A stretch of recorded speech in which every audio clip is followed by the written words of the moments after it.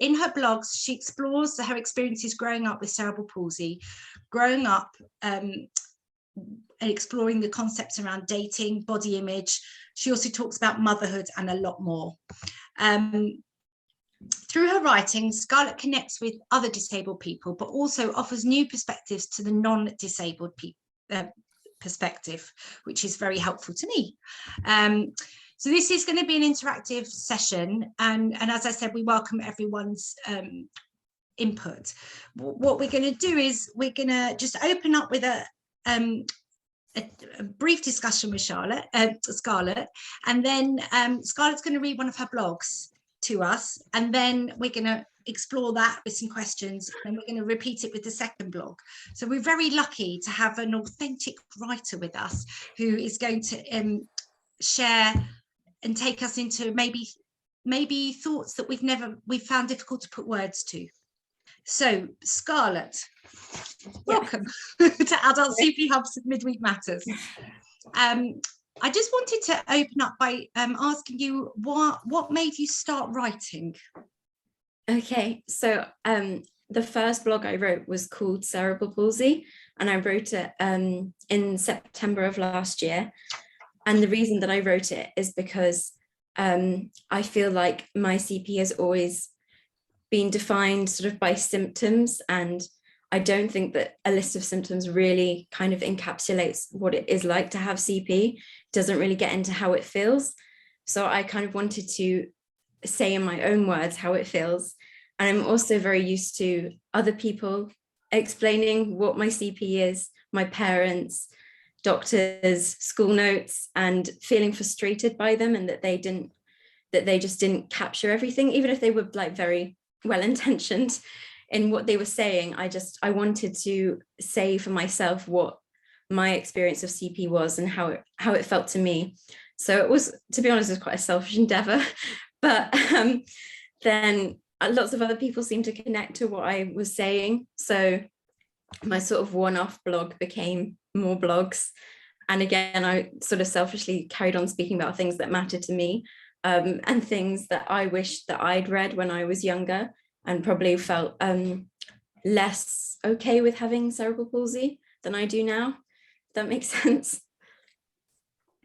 That's brilliant. That's a really, I think it's just a helpful insight, because we do, I think when you're a child, it's difficult to find your voice with your parent, one's parents are very supportive, guiding you, but somewhere in between, you need to find your own being, separate from them, with their support, but separate from them. So I'm very, very excited. I mean, you have to live with it at the end of your day. At the end of the day, your parents are part of it, but it's not their experience. Not that my parents have ever pretended that it was, but there is something I think quite fulfilling about expressing it for myself, and I would like encourage anyone to do that, because it was very sort of therapeutic for me. Brilliant, thank you. So what we're going to do is we're going to I've asked Scarlett to read her blogs in reverse of when they were published. To start with, Hide the Disability Mode. And one of the reasons for this, I think, was that over the last couple of weeks, especially in our first opening speaker session with Enhance the UK, there was a lot of exploration around dating and when you disclose or share your information about yourself to people, and how that feels.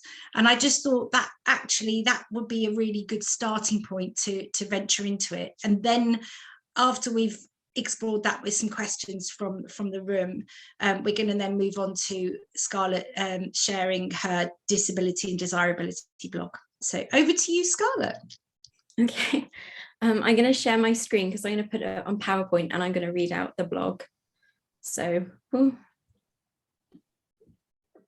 no, it's not working. Okay, I'll read it out.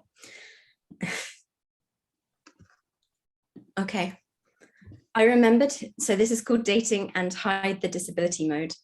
I remembered his dark hair falling in front of his face when he wrote, turned totally inwards, a left-handed, elegant scroll. He was pensive and clever. He had very pretty blue eyes, though you only caught a glimpse of them when he occasionally looked up and through his dark hair. We sat on a table together in year 5. I still have a crystal clear image of him then, as well as the memory of thinking about him for more hours than the ones we were sat on that table for. We went to separate secondary schools, did not bump into each other. We caught each other at the end of my university degree in a different city from the one we'd grown up in, on Tinder. Initially, when he wrote "long time no see," I jumped out of my skin. He'd recognized me. I'd not recognized him.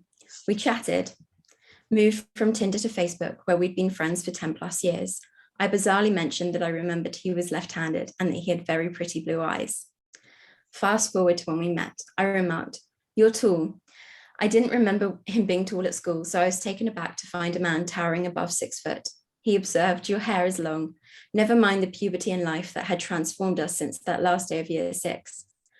After the initial curiosity had worn off, we found that we really got on. He was also, how should I put this, 9-year-old me had good taste. As our relationship took off, I fell unthinkingly into the hide the disability mode.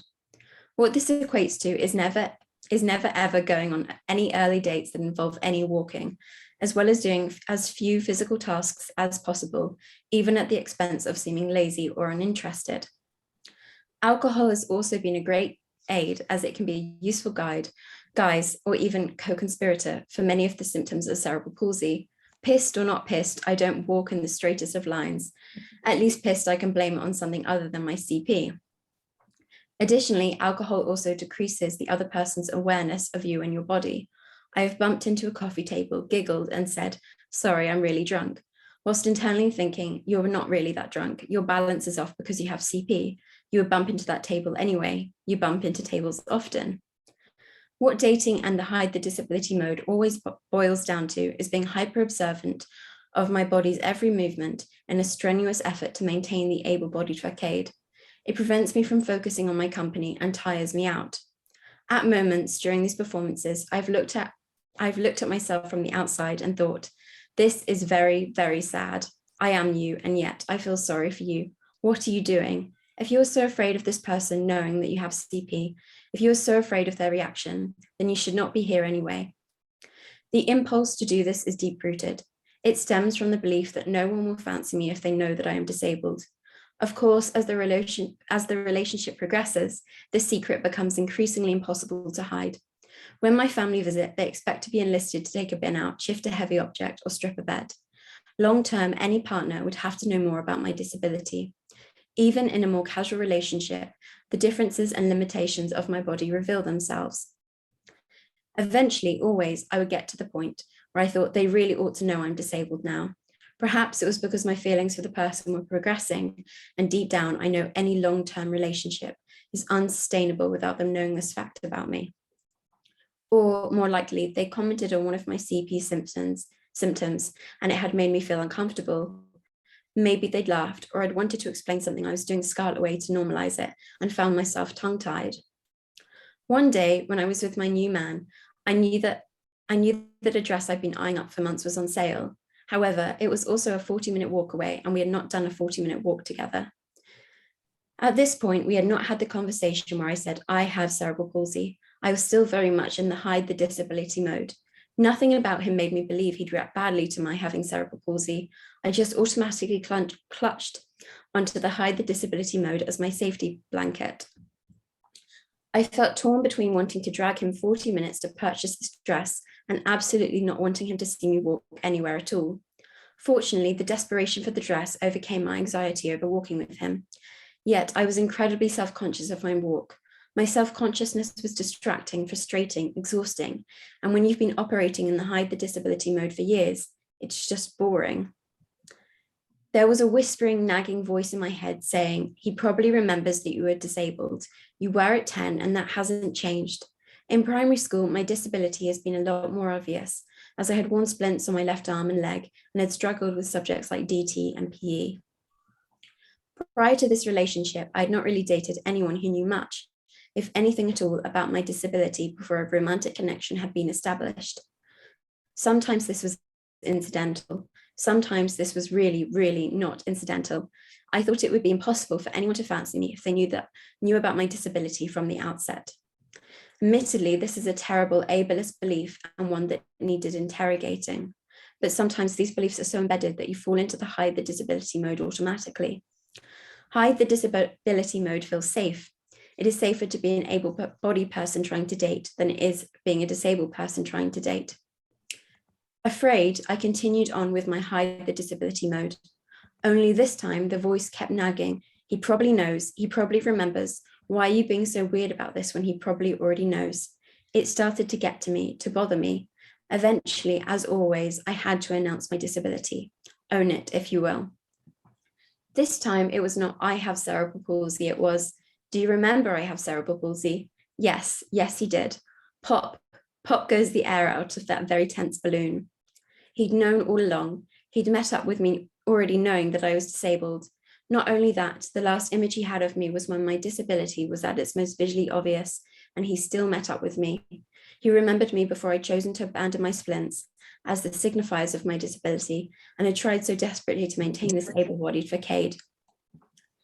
Someone remembering you as a disabled, shy, bookish, pretentious, socially outcast 10-year-old, and still wanting to go on a first date with you is special. It does away with many of those self-hating feelings that you've carried with you from that time. Aside from my very lovely best friend, I don't have many fond memories of primary school, but he was never cruel to me, and you remember things like that. This relationship has caused me to reevaluate many of my preconceived notions about my own desirability in relation to my disability. It has made me realize how stilting the hide the disability mode can be, and that when you are looking for a genuine connection with someone, hide the disability mode gets in the way of you feeling fully accepted and loved. Sorry. Yeah.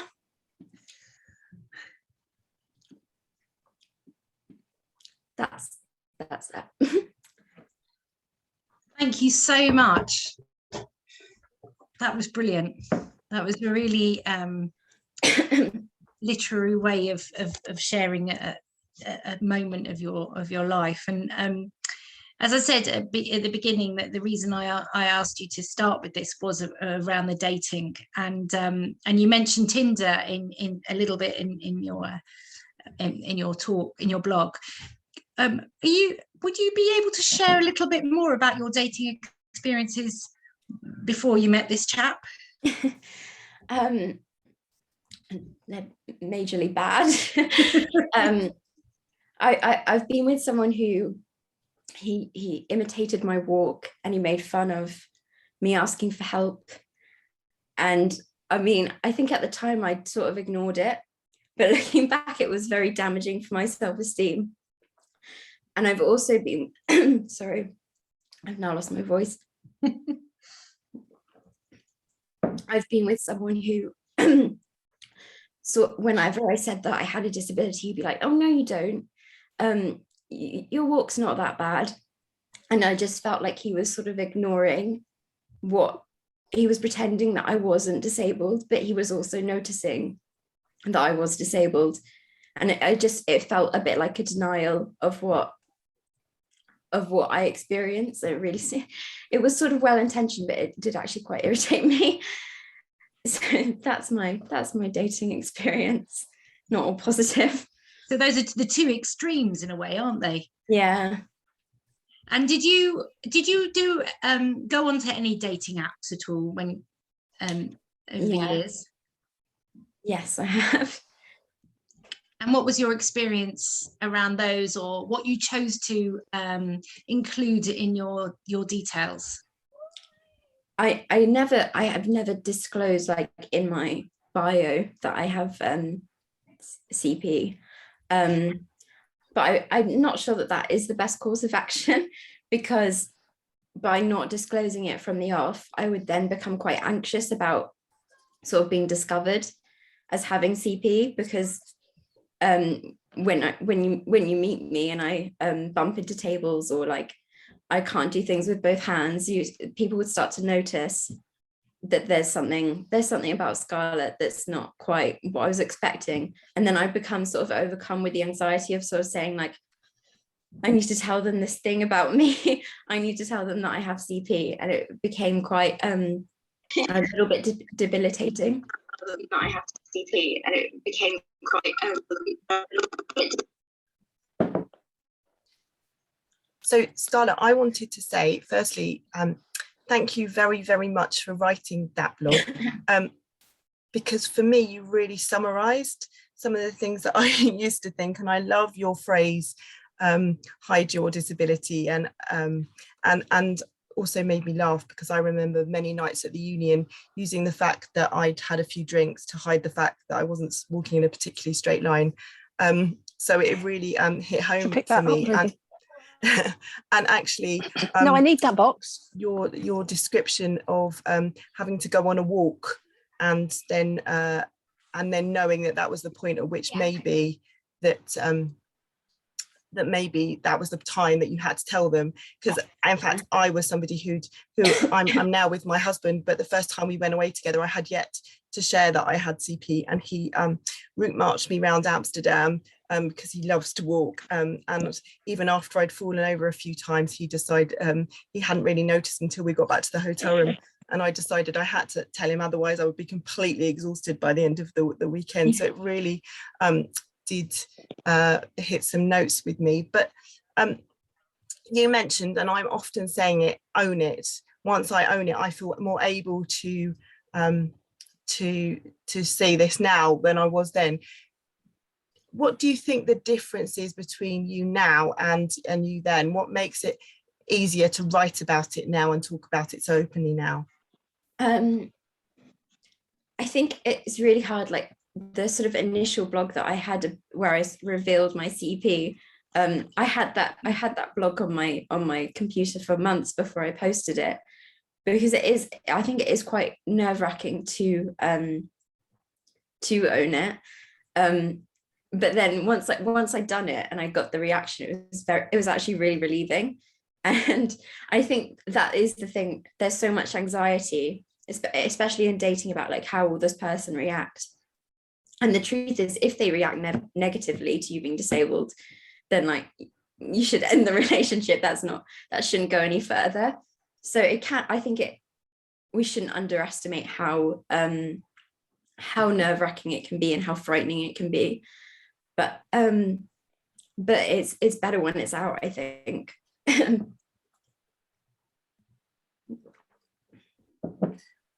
I think you're someone that shares my feeling about it, but I often feel like perhaps I sit in a place that I'm more able to say that, having met somebody who's quite accepting and gone on to have children, that maybe that's quite a power, because I've already been through that process, that maybe that's why.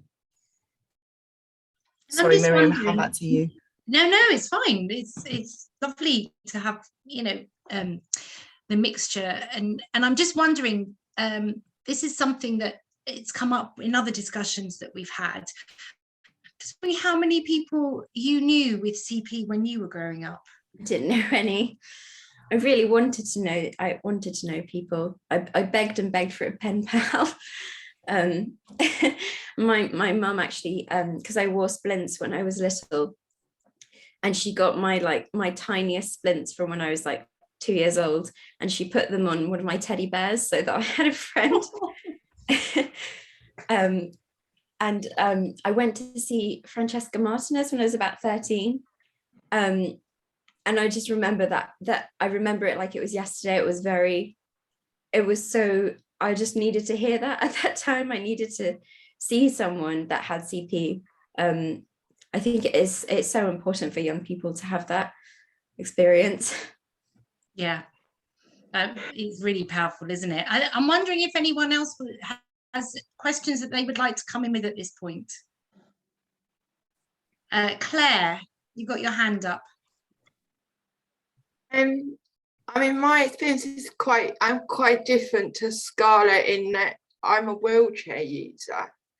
So it's much more difficult for me to kind of go into the hide the disability mode that you talk about, because obviously, so if I was to date, I would have to kind of mention my disability and mention my wheelchair before we meet, really, because obviously I need to make sure that where we meet is wheelchair accessible. And obviously the wheelchair's the first thing they're going to see when I come in the room.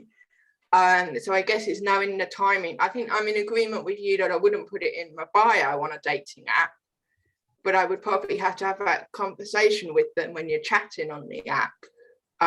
before I meet them, because I can't kind of hide it in the way that you can if you're a walking CP. I mean, I'm fortunate as well, but I knew a few more disabled people growing up than yourself. But yeah, it's just knowing that timing of how much to get to know someone, and then the timing of when to bring up the disability before actually meeting them.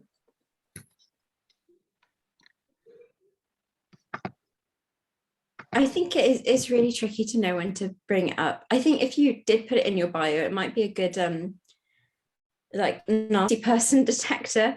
And if people do like reject you, then you just know that they're a waste of time. But also, like, I think with sort of online dating,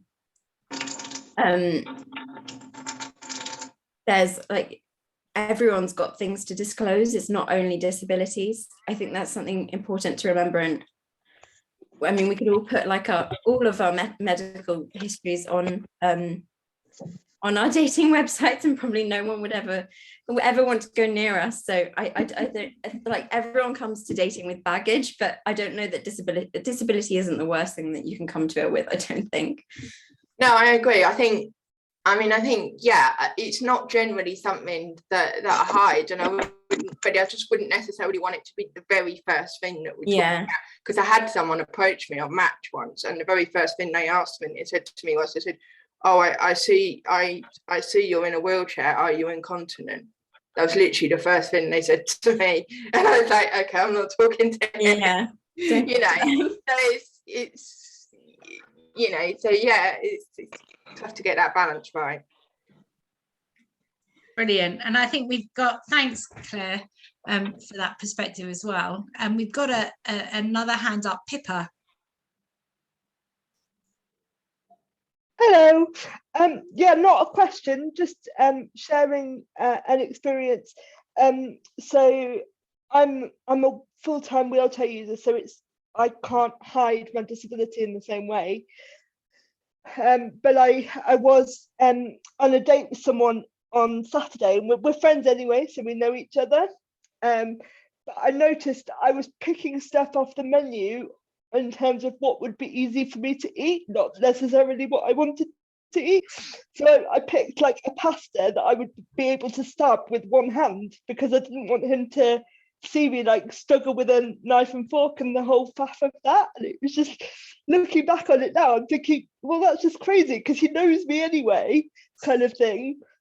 So like, why am I picking a pasta with mushrooms in I don't even like, because it's going to be easy to use with a fork? But yeah, anyway, but just a funny anecdote I thought I'd share.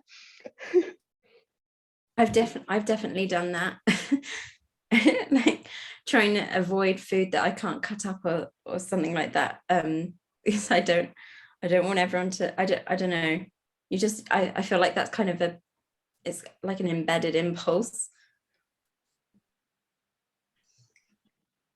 Yeah, I think we all try and present our best selves when we're on show to some new people, don't we? So it's a question how we adapt those aspects of ourselves.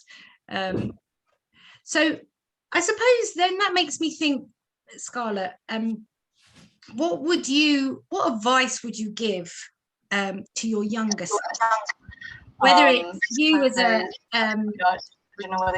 child, or you as a teenager entering the world of, or exploring in your mind the world of dating? I think I was quite an unhappy child. I was bullied quite a lot at school for my disability, and I felt very excluded and unable to do PE, unable to do DT, unable to really do maths. But as you get older, you get to choose what you're good at more. And I think when you're a kid, everyone says like, oh, these are the best times of your life. But actually, if you're shy and disabled, then they're really not. And I think that you get to choose more. You get to choose who you surround yourself with. You get to choose what your career is. like I just sit on my laptop and type all day. I don't have to face PE anymore. That's a great big relief to me. So yeah, just that I think to my younger self that it does get better because you get to choose more, and you get to make yourself comfortable more.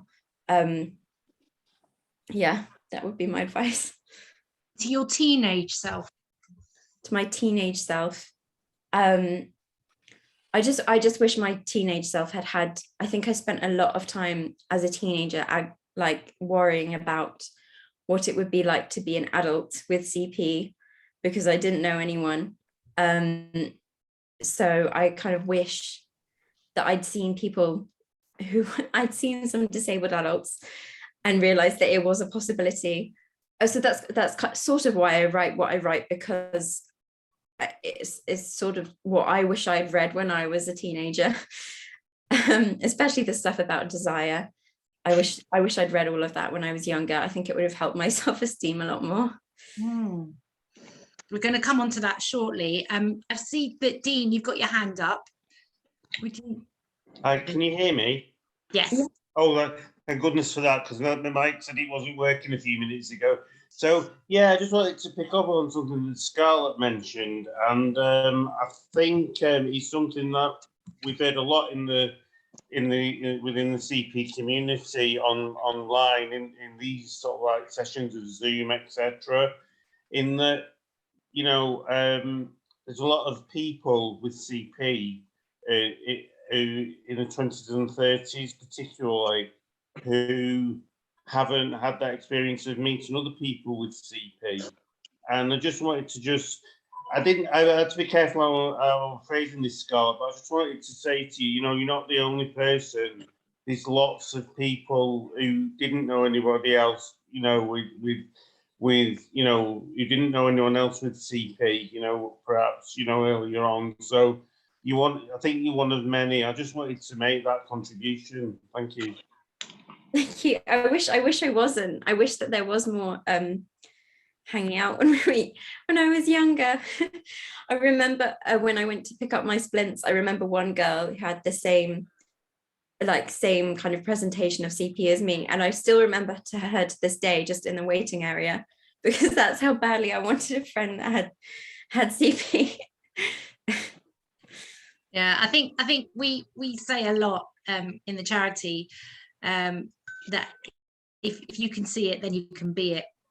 And I think that really helps identify, because a lot of the time, if you meet people that's experienced the world in a similar way to you, whether it's through your disability or whatever, then it allows you to maybe not feel so alone with it, and that you've got a space to share experiences. But I think it's lovely what you were reflecting on, that one of the reasons for writing the blog is that you'd like to have read something like that when you were younger.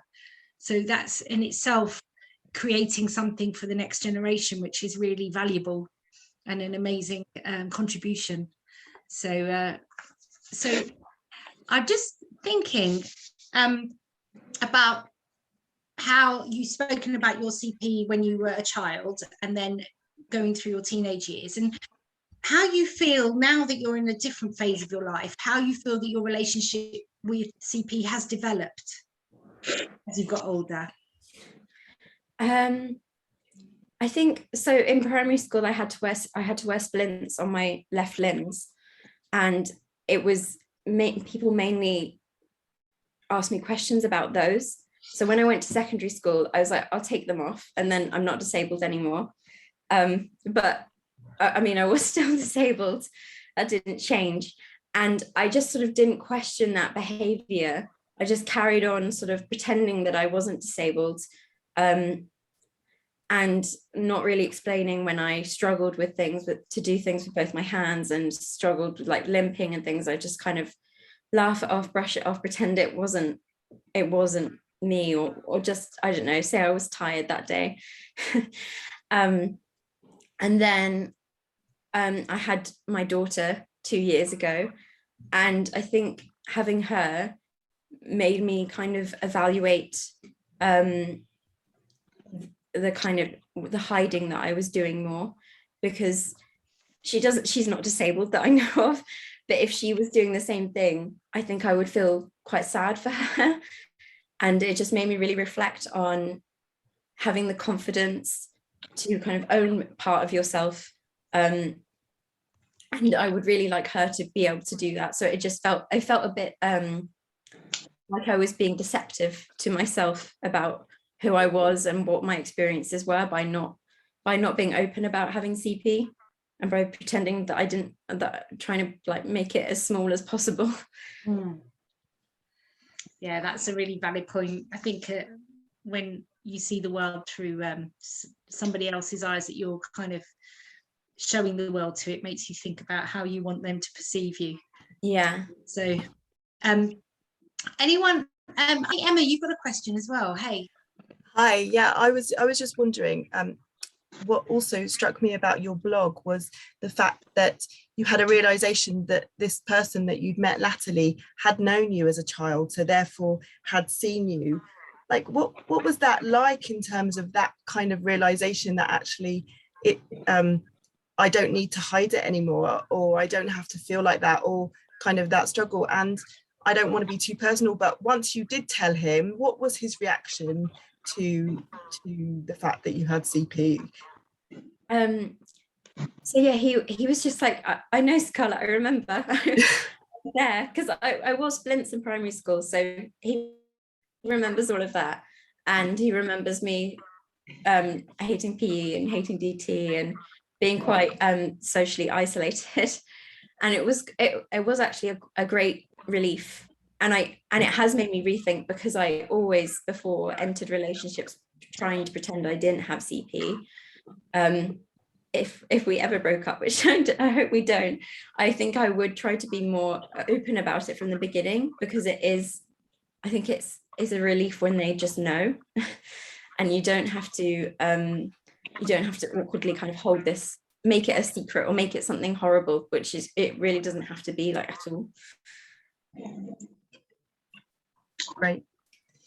I'll be really interesting to hear how that tied into what you wrote in your first but second blog that you're going to share this evening. So that's a perfect segue, Emma. So you're going to read the I haven't got the full title of it. I do apologize. Would you like to introduce the second blog that you wrote first? Yes. And share it with us. Okay, so it's called People Will Fancy You, a meditation on disability and desirability. And I will find it. Okay.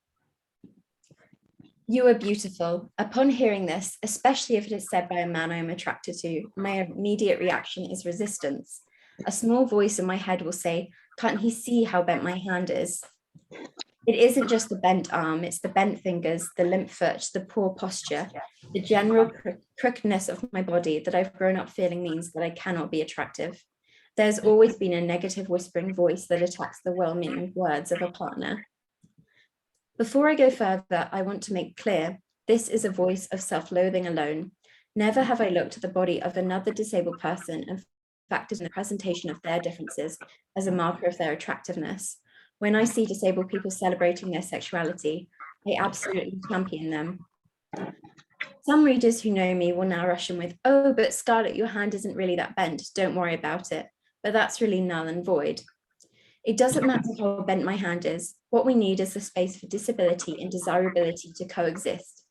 Furthermore, we need the space for bodies that are visually more obviously different than mine to be attractive to.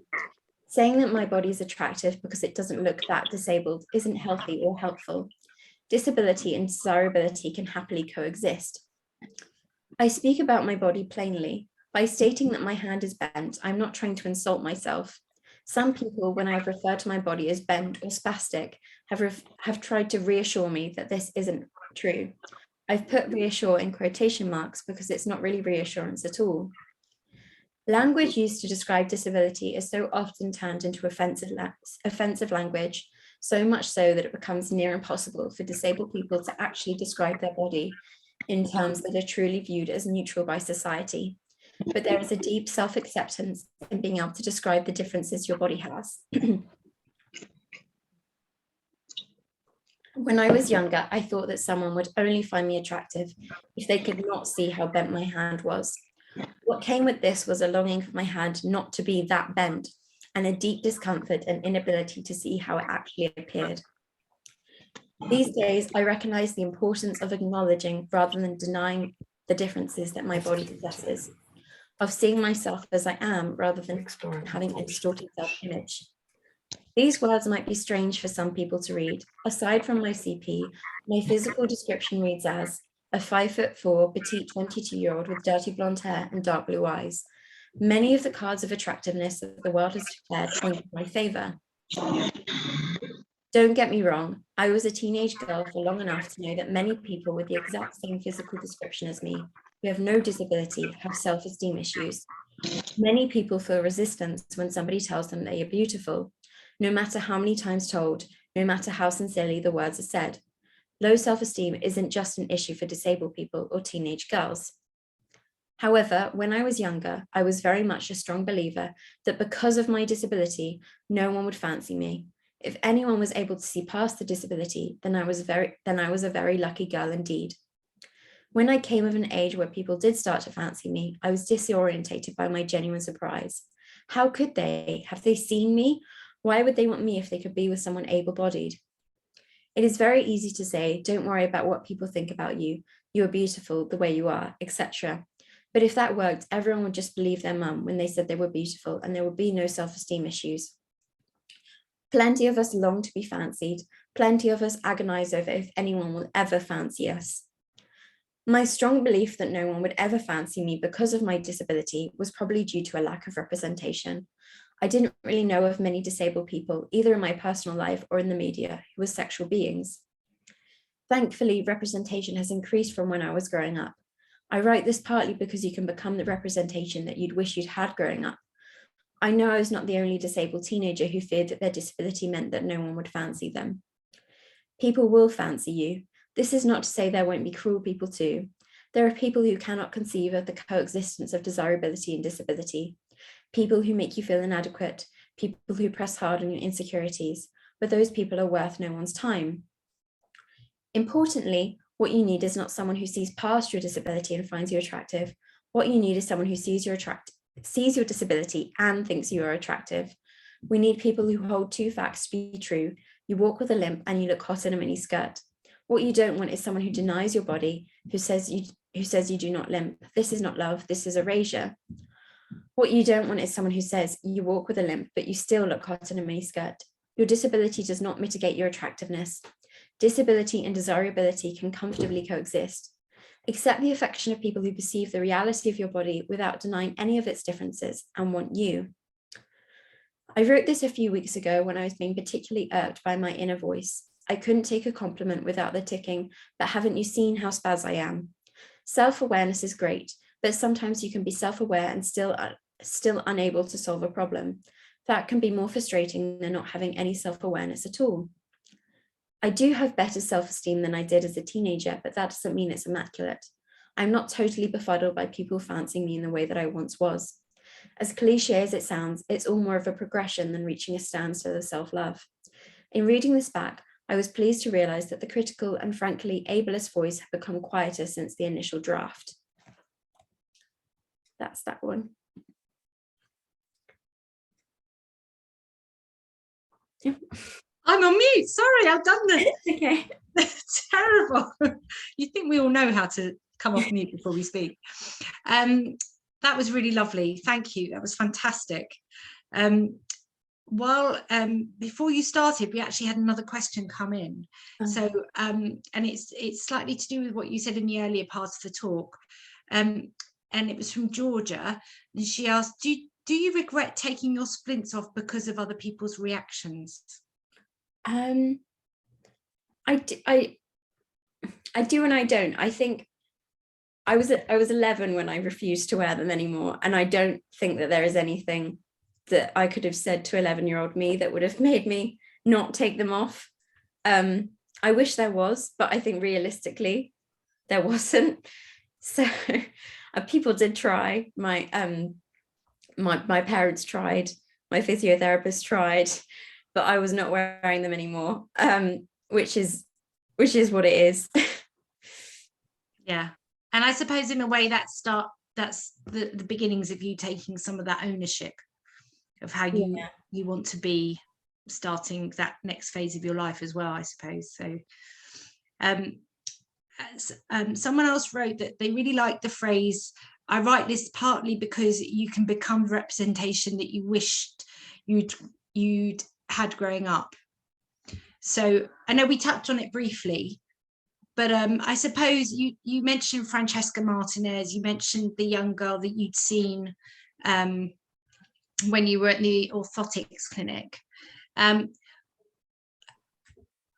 are two isolated incidences, but do you find that you has there been other moments that have really helped that affirmation for you? My best friend who I met when I was 16, who's on the call now, so I'm not going to embarrass her too much, but she has a limb difference, and meeting her was very life-changing for me, because I think we automatically understood each other in a way that no other friend that I've ever had did.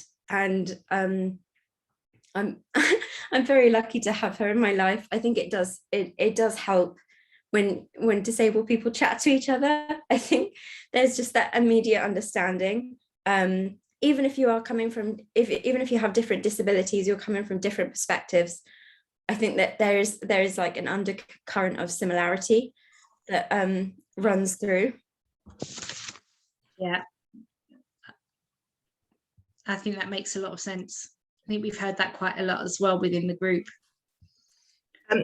And Scarlett, I just wanted to come in here and say that your first blog, when I read that, sparked a huge conversation in my house, because I was really interested, and I wondered if you could share a little bit more about it, and this idea of being attractive with your disability and finding that part of your body attractive rather than being attractive despite the limp. Because I still maintain that my husband loves me and finds me attractive, but we laugh about my limp, or not in a bad way, but that's how we cope with it. And I didn't in any kind of way think about the fact that he might find that bit attractive, because I've just kind of cut that bit out of my head and I don't think about those kind of things. So I just wondered, A, whether you could share a little bit more about that, and B, whether anybody else wants to come in and share what they think about that. Because I know when I mentioned it to a few other people, well, they said to me, well, of course that is part of your attraction. And I'd never seen it that way. So I just wondered what everybody else thought. But firstly, just allowing you to kind of expand on that a little bit. Yeah, I don't think it's that like my current boyfriend finds that part of me attractive as such. He doesn't, like, I don't know, fetishize my limp. It's more just like seeing me as a whole, I think, and not pretending that I don't limp, just being like, Scarlett limps, and I think she's sexy. Just the two things like mutually coexisting is really important. Yeah, that would be my. And I wondered if anyone else on the call had those kind of conversations or those kind of thoughts, because it was, I have to say, it was something that I hadn't thought about in that way before, and maybe I'm behind the times, but I hadn't. I'd kind of put that bit of me on a shelf. Victoria wanted to say something. Hi, can you hear me? Yeah. So yeah, I think I have a little bit of a story to share about that. Sorry for my accent, I'm French, so if there's something that you don't understand because of my accent, don't hesitate to tell me. But well, I have a baclofen pump, so it's a device that basically delivers baclofen right around my spinal cord, and there's an implant, so the surgery for the implant left a scar on my stomach. And for years I was very worried that nobody would find me attractive, because I used to really hate the scar, and I was terrified with the idea of even taking a shirt in front of someone. And it was really something that I thought would never go away. And actually, when I met my current partner, she didn't even notice it. She didn't even pay attention to it. I thought it would be something that we'd have to discuss, or I'd have to give her explanations about that. But she didn't even mention it. And I had to bring that forward and tell her, did you notice something quite different? And she said, yes, but it wasn't a problem for me. And I was waiting for you to bring it up when you felt comfortable. And that was really lovely, because I realized that something that was in my mind for such a long time, and I thought would make me very uncomfortable. Actually, I was stressing over it way more than other people would.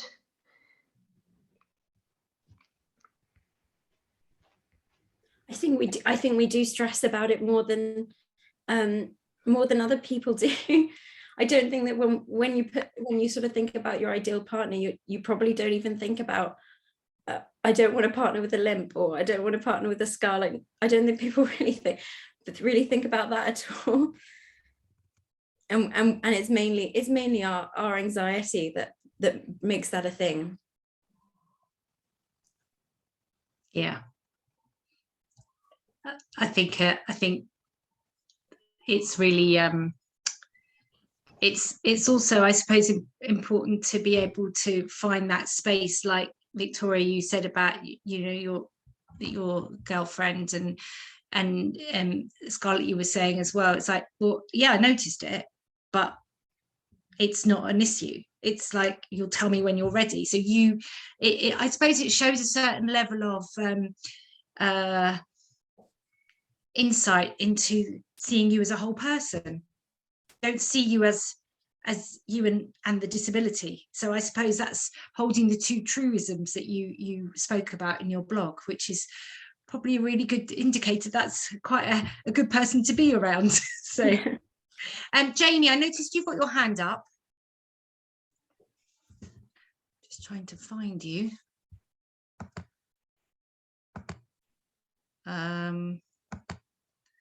Jamie? I'll help Jamie. Oh, thanks. Can you hear me? Yeah. Hi.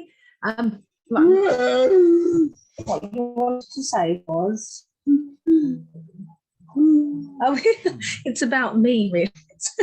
It's that I called him Spazzy, but it's a term of affection.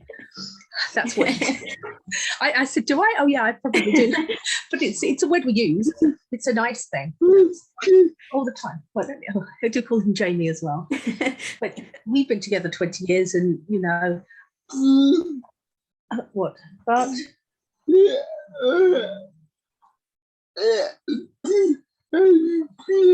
it's about how you feel. About it. You're happy. You're happy to be called that. He calls himself that as well. And if he's busy, he says, "I'm a busy spaz," or whatever. You know, it's just part of our language, you know.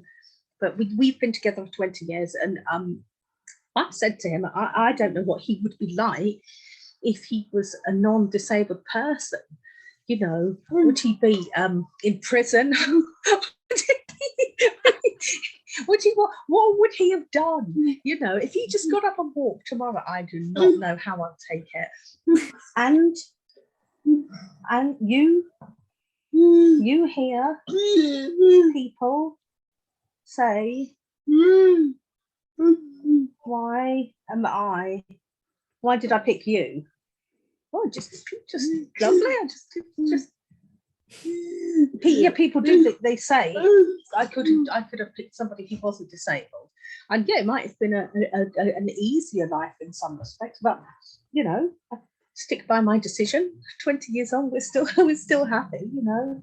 And I don't know. Is that you done? Yeah. Okay. Fabulous insights again, Jamie and Emma. Fabulous. I'd also like to add in the background, Jamie, that we probably don't use the most endearing terms to talk about my disability in my house either. And when my parents heard that one day, they were quite affronted by the terms that were being used by my children towards me. But I think if you can laugh about it, then it's truly accepted, and that's how I see it. So I'm glad there's somebody else out there that's like that too. Jamie wants to just say that this, now we don't say this outside the house. Is that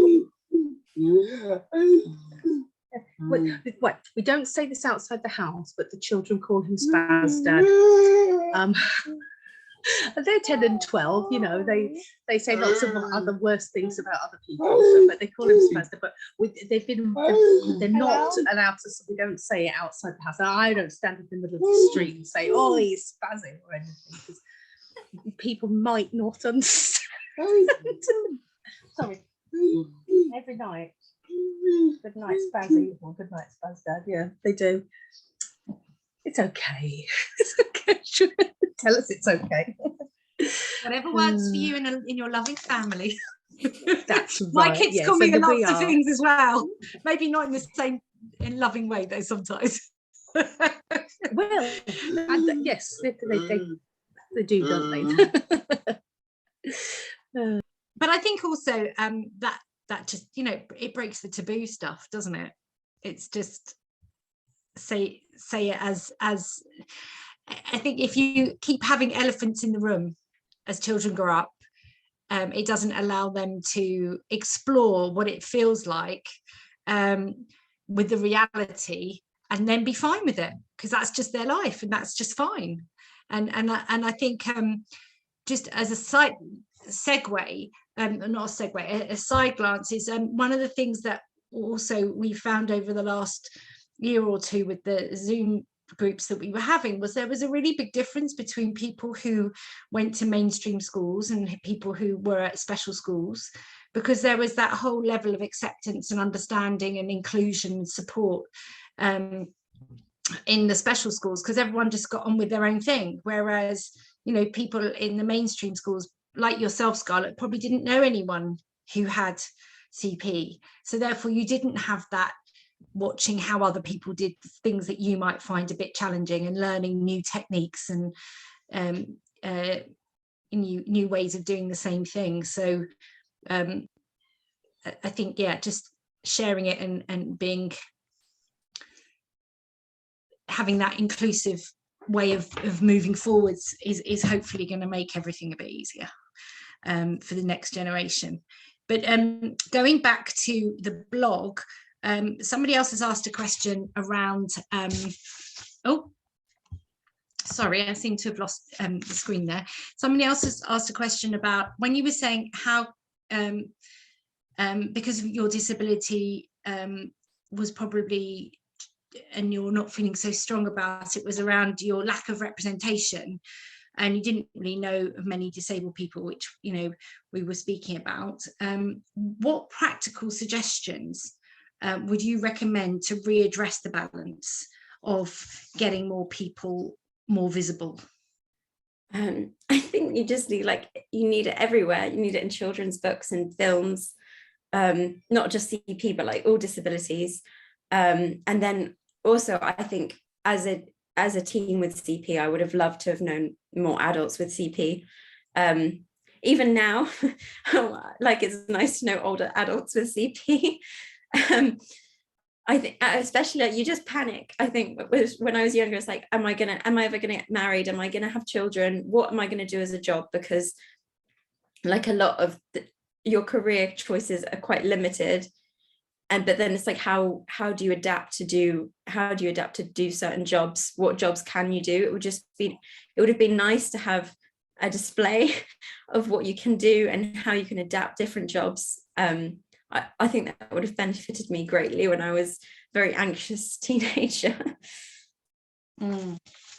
Yeah, I think that the world of the teenager and the needs of adolescents with disabilities, like you say, regardless of what they are, really needs a lot of more thought about them, and with that representation in the mainstream. So I think, yeah, I think it's that whole if you've got that example, you've got a better idea of where you might want to go. Yeah. So going back to, you touched upon the whole internal ableism that you touched on in it, and it's I suppose it's quite I first came across the term internal ableism when we heard Rosie Jones at the Paralympics last summer, and talking about her wheelchair that she affectionately named Maureen, because she didn't want to have to say, you know, can you go and get my wheelchair? You could say, right, Maureen's coming with us.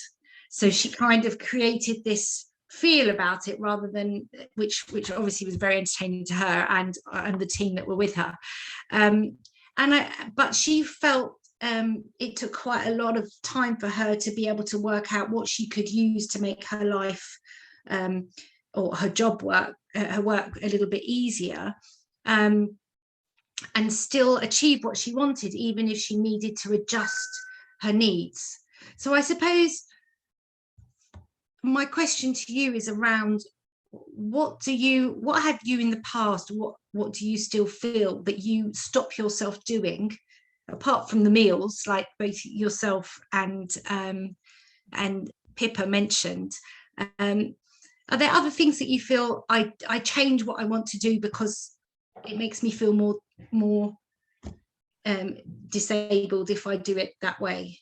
I think I have a big thing around, because I did go to mainstream school and I was always excluded in PE. No one wanted to throw the ball to me, and I didn't want anyone to throw the ball to me either. And I think now I'm still like, I would only ever, I don't know, do a workout in my flat in the privacy of my own home where no one can see me. I would never attempt to run in public or go to a gym or anything like that, because I guess I still have kind of a trauma from that experience that makes me very avoidant of people seeing me really struggle, I guess, on full show. So I suppose then, so you do take your personal fitness seriously, but you do it very privately. Yeah, definitely. Yeah. Do you think if you'd had like a space at school where maybe a group of kids who needed more adaptive work, like format of exercise or PE, had been available, you know, even if it had just been like once a month, all the kids in the district get together, or in the borough, do you think that would have been a useful experience? Yeah, probably, because I was just always the odd one out. I think it would have probably been nicer to feel like I was one of many odd ones out. Yeah. And Pippa's said that, oh, I'm just scrolling to see it. She agrees with this. Physio always wanted me to swim, but I refuse unless I'm on holiday where I won't see the people again. Nice perspective, Pippa. And I'm just checking if there was any other, Emma, are there any other comments that you think that you'd like to bring in from the chat? Because I can't quite. I think there's lots of people here agreeing with you in terms of their experience of PE. I would say come and join Adult Cerebral Palsy Hub, because we're always shouting about the need to keep fit and to exercise, but understanding that sometimes that can be difficult, but knowing there's lots of fitness trainers out there now, or there's beginning to be, who have CP themselves that are training. We've a slight plug for next month when we're going to be talking about fitness and fitness. We've got two great speakers, both who have cerebral palsy and both who are training. I guess for me, it boils down again to that idea of being comfortable with yourself, but also about having representation and other people doing it too, so you feel like you're not the only one. And lots of people here sharing on the chat how they chose to avoid PE, and how they managed to do that either successfully or not successfully. And that's often a common theme that people talk to us about in terms of feeling able to do things like that. So that's kind of what's being shared at the moment. Does anybody else have any thoughts about any of the things that we've talked here about tonight? This is your opportunity. I'm sure Scarlett won't mind to ask her a question, or just share your experiences of dating or desirability, or whether you own your disability in terms of sharing it when you go on a first date or you don't. I just wondered, we've often had the conversation that comes up quite a lot, and I know that it's very much personal. And Kirsty, she wants to know why people feel that they have to hide their disability. So she feels very strongly that she shouldn't have to hide a disability, and I think I agree. I just think sometimes that might be difficult to do. Yeah, I agree that you shouldn't hide it. It's more like an unthinking thing that I would fall into, rather than I would consciously decide to do, if that makes sense. I think it feels a bit safer to pretend you're not disabled, because the world is a nasty place. And that makes me think about Rosie Jones's recent experiences on Question Time, and the idea that that people get trolled because of the fact that they've got a disability.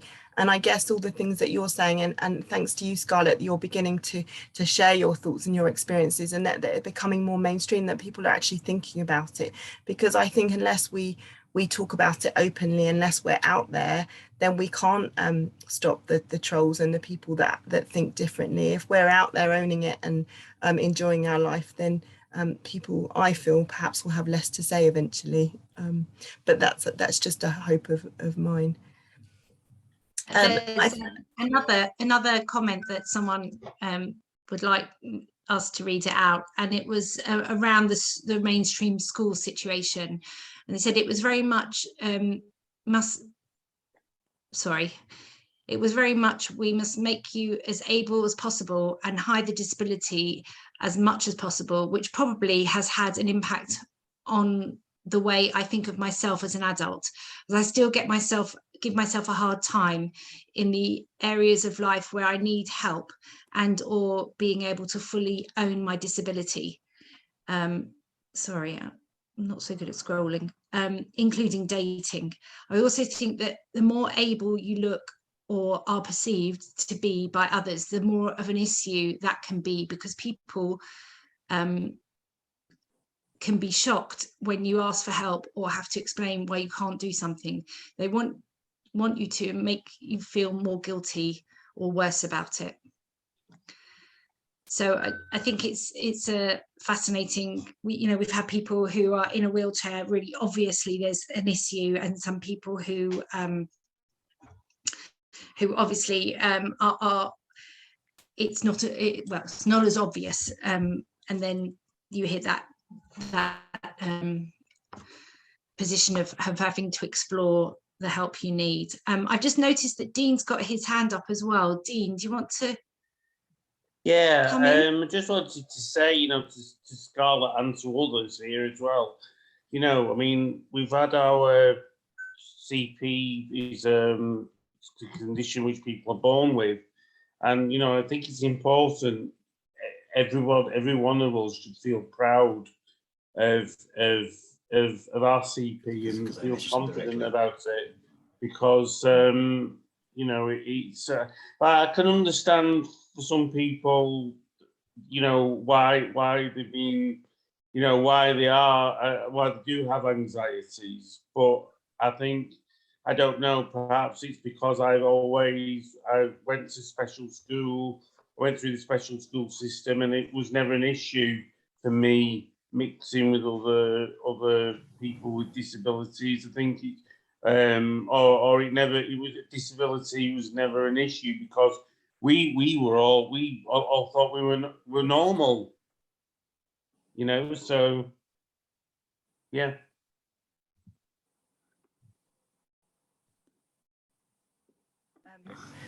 I think also someone shared here on the chat also, Dean, and I think it's something that I've felt in the past, that you want to feel as independent as possible, and yet you need help. You don't want to feel like the person that's with you is your carer or needs to help you in any sort of way. And I think that that's a feeling that we've heard quite a lot, and it's something that different people deal with in different ways, isn't it? But I think vulnerability is a strength, isn't it? So that would be my answer to that, is that if you are in a position of strength where you feel you're able to ask for help and ask for support, that actually it's a really powerful thing to be able to do. Although I'm not saying for 1 minute that it's an easy thing to do. And I just want to ask one other question, which is slightly off tangent, but I think that the fact that that Jamie and Emma raised it really made me think about the current use of language at the moment in general society. And if we think about the whole Black Lives Matter community, stick with me because there is a link here. I think there's been a big shift for community to take back ownership of the N-word. And I know that a lot of modern music is using, modern people of colour are using the N-word in their lyrics, which initially can feel like, oh my gosh, you know, you're using the N-word, you're not meant to use the N-word, but actually it's their ownership of it, because it's actually to do with their history, their experience, their lifestyle. So you spoke about the language of disability and how sometimes people can make it it can come across as offensive. And obviously, you know, we've had lovely stories of both from the two Emmas, really. and I suppose one of my questions to everyone here really is, how would it be for you to use the word spastic, wobbly person, whatever the derogatory terms that have been taken from other people that have been used as offensive words, but taking back ownership? To be honest, can I talk now? Yes, Charles, go for it. I wouldn't use these words because it would make the person feel a bit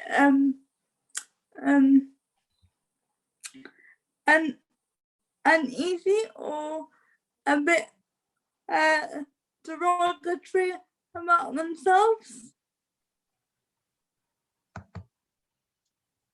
Yeah.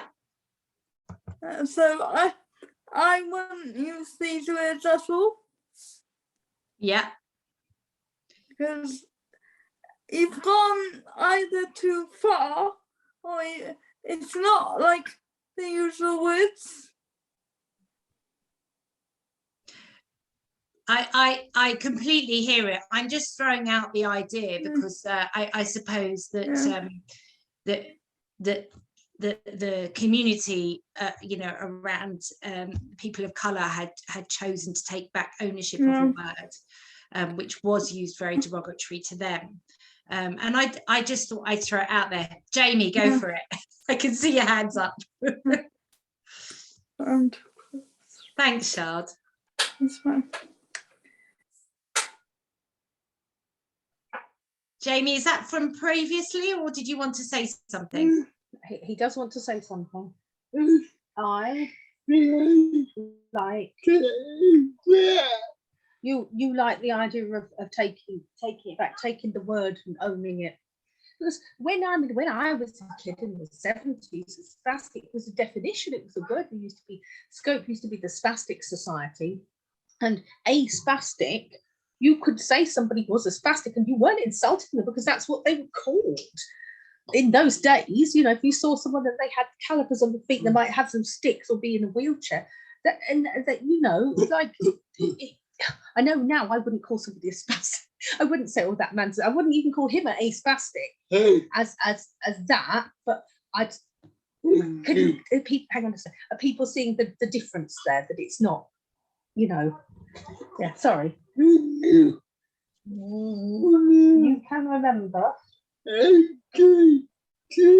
outside shops. Oh, the money, there used to be the big thing, didn't there? The thing to put the pennies in outside the Spastic Society charity shops, or outside the shops, and it was a big resin model, wasn't it, of a little boy with calipers on. It used to say help spastics.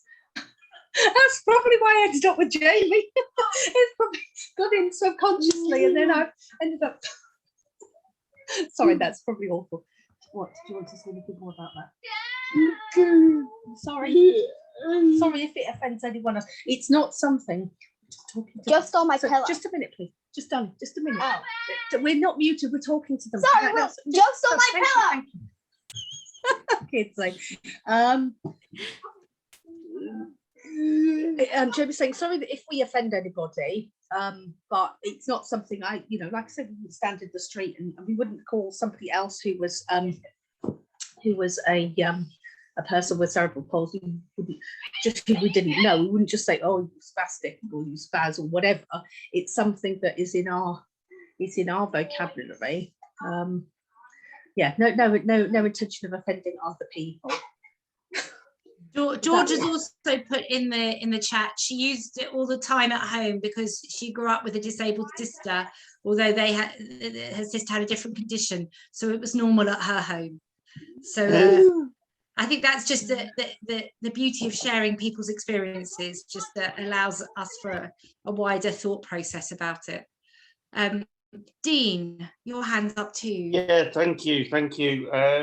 I just wanted to say another sort of talking about sort of using terms.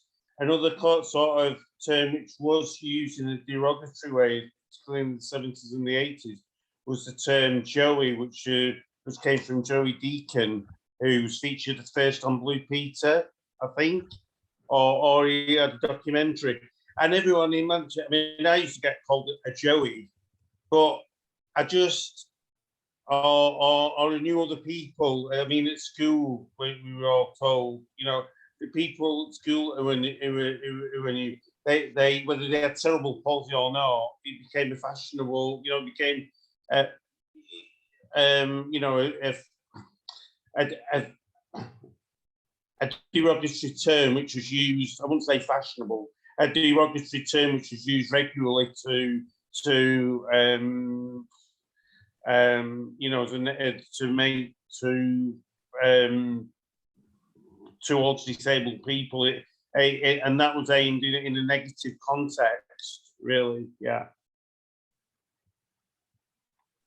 Yeah. Sorry, it was a bit like, sorry, I didn't explain that very well. But No, completely did. Can I say one more thing? I agree in every bit you're saying in this conversation, all through it, all along. Everything that Scarlett is saying refers to me, actually refers to what I feel as well. That's lovely. Thanks, Shard. Scarlett, your thoughts? My thoughts. I think by the time I was like in the playground, and people said spaz a lot. That was a big trend. I think lots of people didn't really know the origin of the word, or they were a bit unsure of it, and it just became so like embedded in what people said to each other. It's a bit like gay is used as a derogatory term, and I wonder how that must make gay people feel awful, but it was kind of like that for me at school, that people just used it all the time and battered it around and just didn't really fully acknowledge what it meant ever. I think I like saying it now, and I like I think I like making non-disabled people feel a bit uncomfortable by saying it, to be honest. But yeah, that's just me. But that is owning it then, isn't it? Yeah. That is really owning it. I think that's the thought. That's why I kind of thought, you know, that's what the Black Lives Matter community have chosen to do with that. So I suppose that's why I thought I'd raise it. Becky, you've got your hand up. We're coming to the end of this evening's. Yeah, I've just written a thing in the chat just because I was sort of late school and into uni when spaz became a thing to say to everybody, and I ended up like kind of turning it around and going, well, yes, I am. Do you know why I am? And then people would look really shocked and actually have to think about why they were using the term. And like Scarlett said, it had sort of become embedded, but no, some people of that generation didn't know the history behind it. So yeah.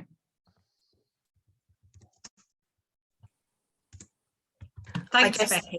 I guess that leads us really nicely to share a quick anecdote of the fact that when we launched the charity, we had Rosie Jones do one of the sets, and as part of the set, she encouraged everybody to use that term rather loudly, and then turned around and said, well, yes, well, you are, but I'm not, because that's not the type of CP that I've got, which actually kind of put the whole thing into perspective.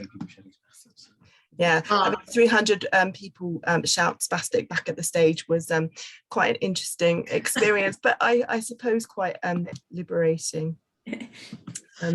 But as Miriam said, unless anybody has got any other burning questions, I'd like to take this opportunity to thank you very much, Scarlett, for being so open and so honest and sharing your thoughts. And obviously, you have a unique perspective on of the way that you see things, and everybody here has had their own life experiences and their own thoughts and feelings about it. And what's great about Adult CP Hub is that we can share those, and as a small community, we'll all have different views, experiences and perspectives, and it's a really great opportunity to share those. You've definitely provided us with some real food for thought this evening. Thank you very, very much.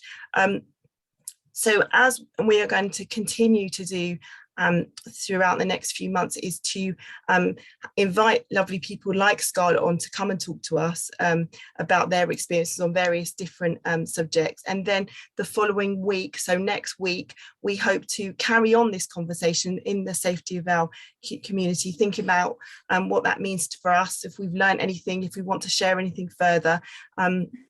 So please look out for the adverts for our chatting for our midweek matters next Wednesday, and we will be sharing the details for that, but it will be 6:30 till 8 o'clock. I do have to acknowledge that some people found Eventbrite really difficult this evening. I do apologise. They are being really they're really hotting up their security, because I think now everybody's using Zoom and using these meetings. They're aware that certain people get in when they shouldn't be, so they've really hotted up their security. I apologise for those that were trying to get on iPhones. Apparently that was really difficult. I wasn't aware of that. I will go and look into that, and we will endeavour always to make it as easy as possible for everybody to come and join us. So if you've had difficulty, I'm really, really sorry. I just want to say, right at the very beginning of this conversation, will this record be sent to me, or will so we will be sharing this recording okay, thank you, with anybody that wants to, who's been here this evening and wants to listen again. So so thank you very much for allowing me to share that with those people. So as we've said, we're going to carry on. We're coming to the end of February. This year is marching on, and next month we're going to be tackling fitness for all. Why it's important if you've got cerebral palsy to get fit, how to get fit, what it means to us as a community to try and get fit. And I think Scarlett's touched on some of those issues. And as I said, we've got some brilliant speakers coming up, and please look out for those people and those adverts, because we'll be sending them out soon.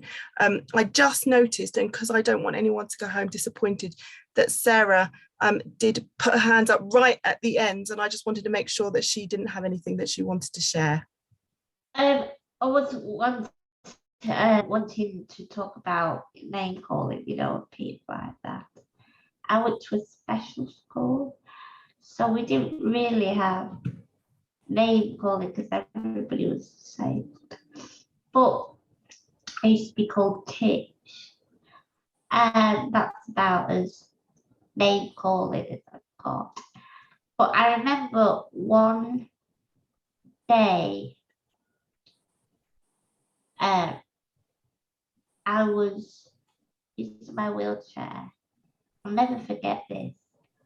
Walking along the Zoom crossing, zebra crossing, and I had this man blatantly said, "Get out of that chair, you lazy BD." And I was just so shocked that somebody just spoke to me like that without moving his facial muscles, and then he just went, "Get out that chair, you lazy." Duh. So yeah, so I suppose that shows that we still have all sorts in our society, and we need to keep being out there and educating those people who I believe are very ignorant. And I think you do a brilliant job of that, Sarah, living the life to the full that you do. So thank you for sharing that with us. And we are just about out of time. Thank you so much for everybody for coming.